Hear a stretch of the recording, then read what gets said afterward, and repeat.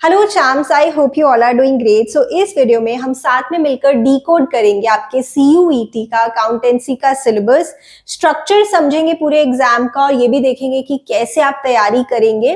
Because in order to succeed in any examination पहले तो आप स्ट्रक्चर समझोगे उस एग्जाम का, तभी तो you can go on to the next step, right. So it is important कि ये हम देखें ना। ये जो नया पोर्टल आपके लिए बनाया गया है फॉर योर सीयूईटी 2024 exams.nta.ac.in, इस वेबसाइट पर जाकर सीयूईटी टैब पर जब आप क्लिक करेंगे तो ये स्क्रीन आपके लिए ओपन हो जाएगी। यहाँ सिलेबस में जाकर आप किसी भी सब्जेक्ट का सिलेबस देख सकते हैं।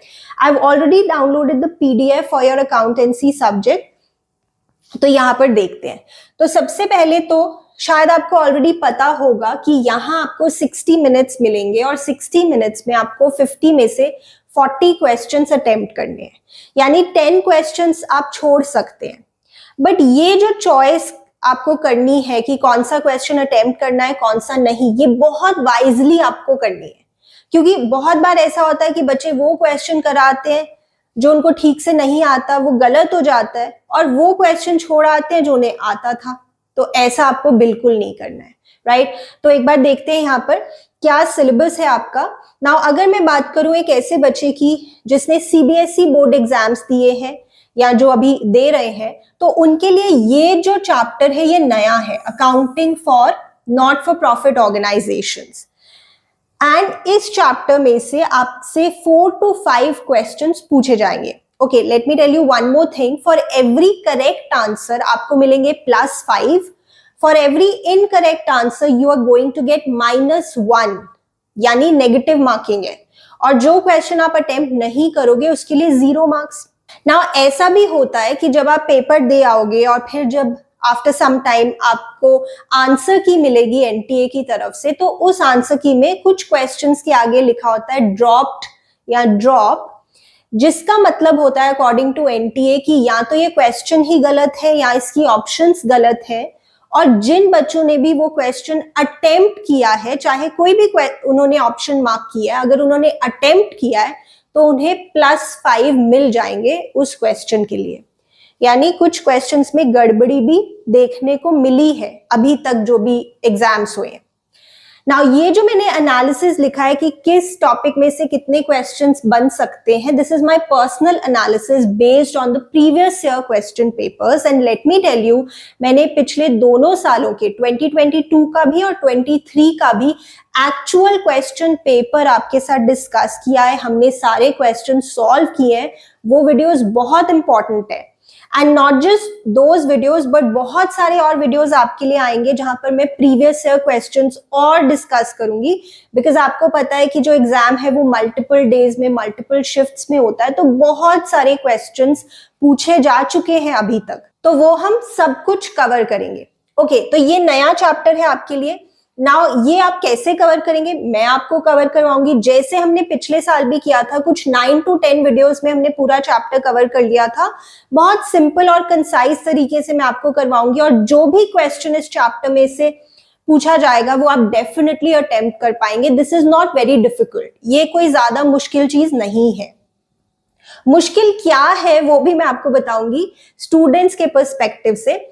ओके, अकाउंटिंग फॉर पार्टनरशिप जो आपको बहुत अच्छे से आती है, आपने बोर्ड एग्जाम्स में बहुत मेहनत की है पार्टनरशिप में, इसमें आपसे 14 to 15 क्वेश्चंस पूछे जा सकते हैं। वही सब कुछ है जो आपने अपने बोर्ड एग्जाम्स के लिए पढ़ा है। Nature of partnership firm, final accounts of partnership, fix fluctuating capital, PNL appropriation, change in profit sharing ratio, revaluation account, goodwill, admission of a partner, retirement, death, dissolution, ये सब कुछ सेम है आपके लिए। ठीक है, 14 to 15 क्वेश्चंस जैसे मैंने बोला। Then if we talk about company accounts यानी शेयर्स और डिबेंचर्स की अगर बात करें तो इसमें 8 to 10 क्वेश्चंस आपसे पूछे जा सकते हैं। शेयर्स में तो मोर और लेस आपने पहले पढ़ा ही हुआ है, जैसे issue of shares, allotment of equity, preference shares, issue of shares for consideration other than cash, issue at par, premium and at discount. वैसे शेयर्स को डिस्काउंट पे इशू नहीं किया जा सकता, बट इसकी कुछ एक्सेप्शन होती है, जैसे sweat equity shares, calls in advance, calls in arrears, for future of shares. Now also shares और डिबेंचर्स में आप कैसे कंपनी की बैलेंस शीट में डिस्क्लोजर करोगे। इश्यू ऑफ डिबेंचर्स भी आपने अच्छे से पढ़ा हुआ है, at par, at premium, at discount. Then issue of debentures for consideration other than cash, ये आपने पढ़ा हुआ है। क्या आपने नहीं पढ़ा हुआ है वो ये पार्ट है, रिडेम्पशन ऑफ डिबेंचर्स। ये आपने सीबीएसई बोर्ड एग्जाम्स में नहीं पढ़ा, पहले ये सिलेबस में हुआ करता था, but after Covid rationalisation of syllabus के बाद ये हटा ही दिया गया, बट सीयूईटी में है। तो redemption of debentures, out of proceeds of fresh issue, accumulated profits and sinking fund, ये आपके लिए पूरा नया टॉपिक है, तो ये भी आपको कवर करना होगा।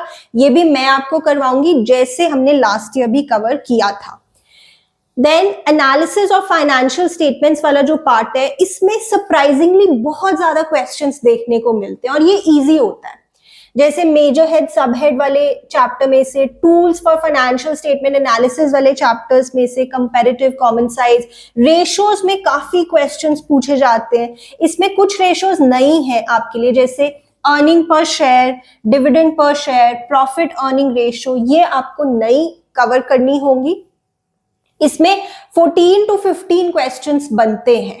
कैश फ्लो स्टेटमेंट अलग है, कैश फ्लो स्टेटमेंट में अगेन 5 to 6 क्वेश्चंस बनते हैं, राइट? तो ये आपने पढ़ा हुआ है। Now if we talk about this part, जो सबसे ज्यादा बच्चों को ट्रबल करता है, that is your computerised accounting system, जिसमें आपसे 3 to 5 क्वेश्चंस पूछे जा सकते हैं।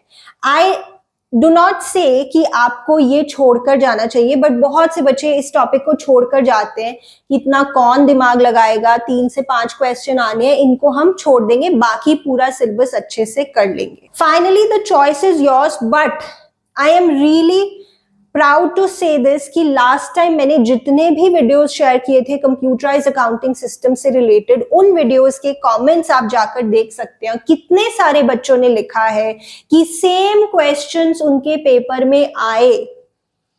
तो ये मुश्किल नहीं है, अगर आप इंपॉर्टेंट क्वेश्चंस भी करके जाएं तो आप ये आराम से अटेम्प्ट कर पाएंगे। ठीक है, ये भी हम कवर करेंगे। इसके लिए चैनल को सब्सक्राइब कर दो एंड फॉलो करो वीडियोस को। तो ये जो कंप्यूटराइज्ड अकाउंटिंग सिस्टम वाला पार्ट है, इसमें आपके टोटल 4 यूनिट्स है और like I said 3 to 5 questions यहाँ पर बनते हैं। ठीक है, तो ब्रॉडली अगर मैं एक सीबीएसई के स्टूडेंट से बात करूं तो एनपीओ आपको कवर करना होगा, not for profit organisation, redemption of debentures वाला टॉपिक कवर करना होगा और कंप्यूटराइज्ड अकाउंटिंग सिस्टम। ब्रॉडली ये सारी चीजें आपको एक्स्ट्रा पढ़नी होंगी और आप ये सारी चीजें आराम से 7 to 10 डेज में कर सकते हैं। इसमें कोई प्रॉब्लम नहीं है, कोई टेंशन वाली बात नहीं है। Now these are those things जिन्हें अगर आप ध्यान में रखेंगे तो आप 100 परसेंटाइल स्कोर कर सकते हैं, जैसे हमारे स्टूडेंट्स ने किए इन द 2023 CUET एग्जामिनेशन। ठीक है, पास या पेपर्स आपको जरूर देखने चाहिए। मैंने मोबाइल एप्लीकेशन पर भी अपलोड कर दिया है 2023 का क्वेश्चन पेपर, आप वहां से जाकर देख सकते हैं। और मैंने वीडियोस भी अपलोड कर दिया, अकाउंटेंसी, इकोनॉमिक्स, बिजनेस स्टडीज, सभी का मैंने डिस्कस कर लिया है पेपर।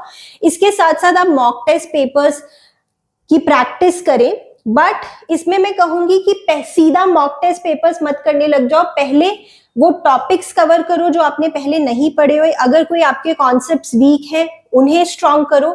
उसके बाद लास्ट के जो 2 वीक्स होंगे उसमें अच्छे से आप बहुत सारे मॉक टेस्ट पेपर्स दे सकते हैं, क्योंकि टाइम मैनेजमेंट करना भी बहुत जरूरी है। ठीक है, एनटीए ने बहुत क्लियरली बोला हुआ है कि एनसीईआरटी आपकी बेस बुक रहेगी फॉर द सीयूईटी एग्जामिनेशन। तो एनसीईआरटी के जो छोटी छोटी इंपॉर्टेंट बातें हैं, जो हिडन जेम्स है, वो आपके लिए बहुत इंपॉर्टेंट है। लास्ट ईयर भी मैंने हिडन जेम्स कवर किए थे फ्रॉम ऑल द बुक्स, और इस साल भी मैं आपके लिए हिडन जेम्स लेकर आऊंगी।